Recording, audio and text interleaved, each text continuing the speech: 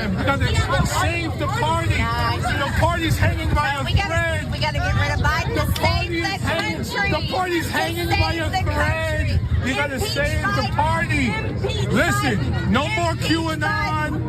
No more MAGA. No more CNN. No more debt ceiling nonsense. Come on now. Save the party. No, we gotta save America. the country. Save the children. Save the country. Do something about guns. Right, so close Come the border. on, invest in close education. The border. Save the children. The border is what what Trump left. Hey, where are all the kids? Where are all the migrant children? Kids? You guys We're have lost accepting them. We love them. No, you've lost them. We love the migrant children. Tens of thousands we lost missing. them. You can't find them. What That's your administration. What are you talking about? Yeah, migrant children are missing. You don't know the news. No, we don't know the news. Oh, you were sadly missing before. Hey, let me tell you something, Jamaal. I need you to Not save very the party. smart. You should pay attention. She ain't worth it, bro. Save the party. She ain't worth it, bro. She ain't worth it.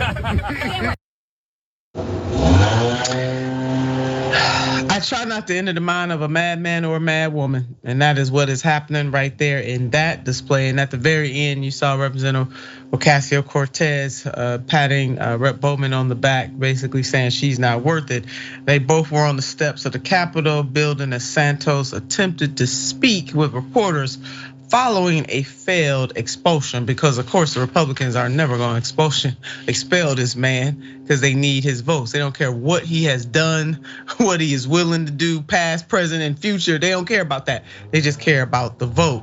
And take a listen to how they were yelling. We're gonna listen to this, Mayor. I continue to address you guys because there's a deranged member here, so I'm gonna watch. But Santos isn't the point of the story. It's unfortunately Representative Marjorie Taylor Greene, because she went on to make some pretty dangerous and stunning remarks against Representative Bowman. Take a look and a listen. What concerns me about Jamaal Bowman is he has a history of aggression, not just towards others, but towards me in particular, and I'm very concerned about it. When I went to New York City to use my First Amendment right and protest the unconstitutional and unlawful arrest of President Trump, who another person abusing their power, weaponization of government, DA Alvin Bragg, Jamaal Bowman led a mob down there in front of that courthouse, and my life was in danger. Is Jamaal Bowman shouting at the top of his lungs, cursing, calling me a calling me a white supremacist, which I take great offense to. That is like calling a person of color the N-word, which should never happen. Calling me a white supremacist is equal to that, and that is wrong. Yelling, shouting, raising his voice. He has aggressive, his physical mannerisms are aggressive. And he just recently shoved Thomas Massey just outside the House chamber. I think there's a lot of concern about Jamaal Bowman. So, and I am concerned about it. I feel threatened by him. He not only led a mob there, but his boisterous lies. And I'll tell you another thing he said outside there. He was saying, save your party. I kept telling him, no, save the country. We need to save the country from people like you. Mayor, I know you want to jump right in here. Let me just recap some of the things she was saying, and you just have at it. He has a history of aggression. See, she's building the house. She's painting the picture of the type of person she wants her folks to believe that Representative Bowman is. History of aggression.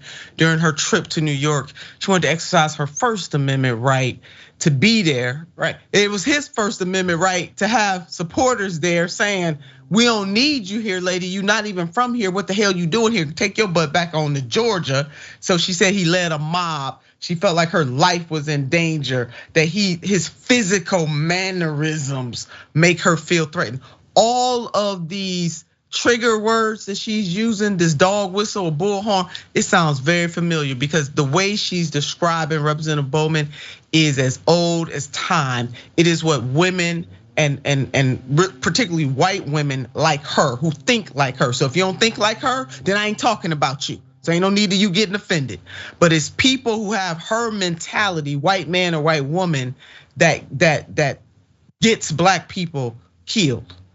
Your thoughts, Mayor? Yeah, I mean, I gotta be honest. As a black man in America, also as a black man who knows this brother personally, we text each other on a regular basis. The idea that he has a history of aggression means Marjorie Taylor Greene has never met a brother like me, because I can show her the definition of aggression and what she deserves. That brother was actually laughing the entire time they were conversating. She actually came up and introduced herself to his conversation, and also saying and spraying QAnon things as he's calling her to end that. Here's what I would tell you.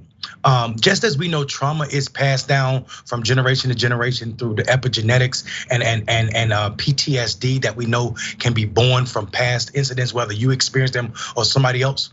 What Marjorie Taylor Greene is showing us, that so is hate and hatred. This idea that she was threatened or felt threatened, or that this brother's aggression seemed just like the same behavior we seen white women on plantation distribute as soon as they have sex and get pregnant by a black man, and watch the white men around her kill their kid and also the man that she made love to.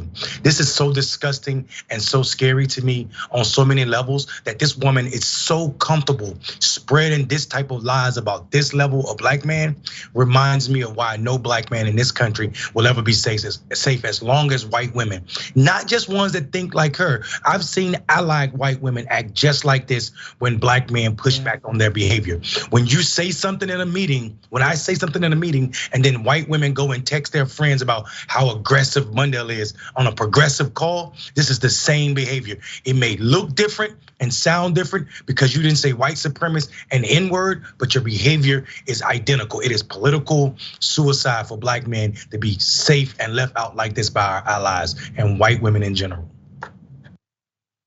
Yeah, Mayor, I side deeply. Everything that you're saying is the absolute truth. And I think the people who are our so-called allies are more dangerous than Marjorie Taylor Greene in a way, because we expect this kind of stuff from Marjorie Taylor Greene, but from your allies, so-called allies, let me call them that, you start to feel comfortable. If ever black people express themselves in ways that make white people uncomfortable, then they start to go and squirm and call us aggressive. I've been called, aggressive, because you know what? When people are suffering, I'm fighting for folks, I ain't got time to make sure that you are comfortable or to be cool, calm, and collected. When people are in pain, we got to speak up and speak out. That's number one. And number two, for them to try to judge how we're supposed to comport ourselves. They got some nerve, more nerve than a brass ass monkey, to quote my grandmother, to try to tell us how we should act, how we should think. And unfortunately, they try to take away our agency. And that is even the so-called allies. I've been, same thing, Mary, because I think you and I probably express ourselves very similarly when we are miffed about something, when we don't appreciate something, we don't like it. And you and I even were discussing before the show started that we standing up for the past, the present, and the future. All that our ancestors, both known ancestors and unknown ancestors, and even elders who are walking the face of this earth, who did not get the requisite respect that they deserve as human beings, as elders, hey, we standing in the gap for all of them. Y'all gotta make up for all of that. And a lot of times people don't understand that. And unfortunately, some black people are even brainwashed to that effect. We were also talking about how this society expects us to apologize first, to do things, we're gonna get a little more deeper into that, but you are absolutely right. And we need people who are our so-called allies to check themselves before they wreck themselves, to quote a lyric from a rap. But I'm so glad that you laid that out. And the woman had the pure unadulterated gall to say, anyway, we're gonna get to say that calling her a white supremacist is on par with calling a black person the N-word. This woman has lost her ever-loving mind, and she does not even understand the history of the use of the N-word against black people, starting with Africans and then their American descendants, and how even to this day that word is used to denigrate and dehumanize black people when it is not used by black people. Now it's a whole nother debate why